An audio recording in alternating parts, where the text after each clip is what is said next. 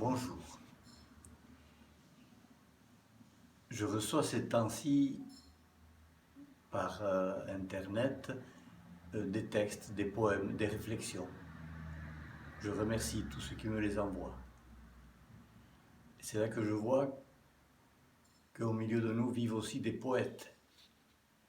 Souvent on dit que les poètes c'est des rêveurs, des gens qui n'ont pas le sens de la réalité. Et là, en lisant ces poèmes, je remarque que les poètes, ils sentent les choses de l'intérieur, ils ne restent pas à la surface. Alors pour aujourd'hui, j'ai choisi un poème que j'ai reçu il y a quelque temps, c'était en mars, un poème qui va nous préparer à entrer dans la Semaine Sainte. Voici ce poème, il est anonyme, je ne sais pas qui c'est qui l'a réfléchi et écrit, mais je vous le livre tel qu'il est. Ce samedi 21 mars, journée mondiale de la poésie, j'aimerais tant surfer sur les rimes en rythme de Peggy. L'an dernier, à quelques jours près, Notre-Dame brûlait. Un an après, le monde entier couronné en état d'arrêt.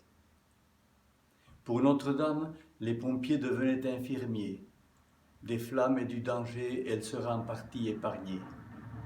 Les pierres résistèrent, les tours gardèrent leur majesté. Notre-Dame nous rassemblait, la cathédrale était sauvée. Tout repart en fumée, la peur s'étend aux 5 continents.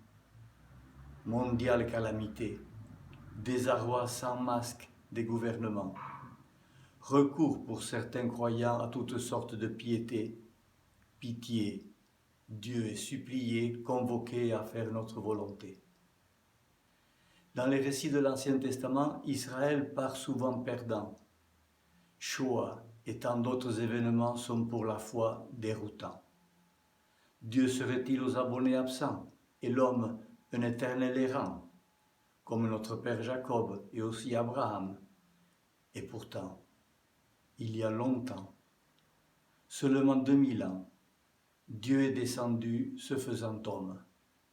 En serviteur souffrant, il fut méprisé et rejeté par les hommes. Crucifié, il perdit son apparence, mais pas son être d'homme. Pilate le païen, sans savoir, annonça « Voici l'homme ».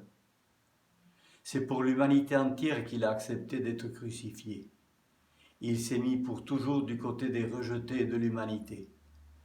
Ne plus nous barricader, retrouver la fraternité. Le vrai vaccin pour nos lendemains sera sans cesse le partage du pain. Valeurs retrouvées, dignité restaurée. Le Dieu sécurité abandonne ses quartiers. Un certain Paul en fut renversé. Seule la foi au Christ l'a relevé. Tout le reste n'était alors que déchet. Voilà, merci à ce poète. Et je vous souhaite une bonne semaine sainte qui commence demain.